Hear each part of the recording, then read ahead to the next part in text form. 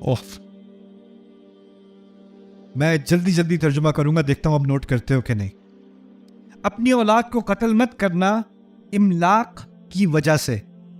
املاق کی وجہ سے، املاق کہتے ہیں انگلش میں، ہم کہتے ہیں بینکرپسی، فاقے کی وجہ سے.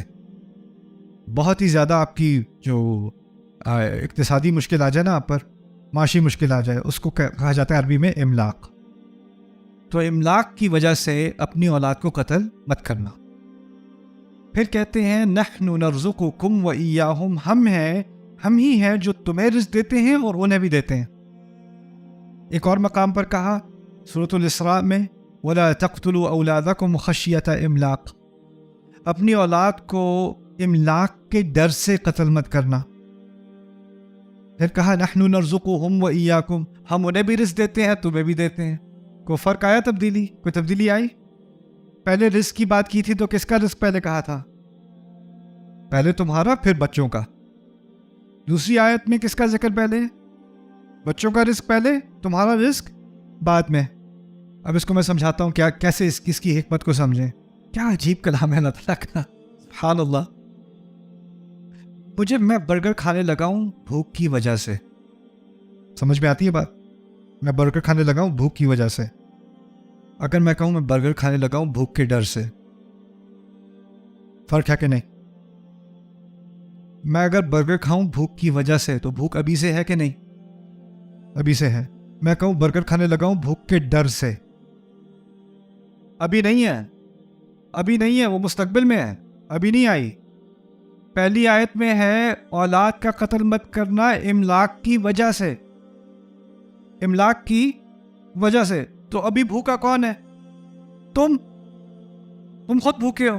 جب تم خود بھوکے ہو، بھوک کی وجہ سے قتل کرنے کا سوچ رہے ہو، تو کہا تمہیں کھلائیں گے، ان کو بھی کھلائیں گے، تمہیں کھلائیں گے. نحن نرزقکم و ایاہم. دوسری میں کہا اولاد کا قتل مت کرنا بھوک کے ڈر سے. اگر بھوک کا ڈر ہونا، اس کا مطلب ہے ابھی بھوک نہیں لگی، ابھی املاق نہیں ہوا، ابھی فاقے نہیں پڑے.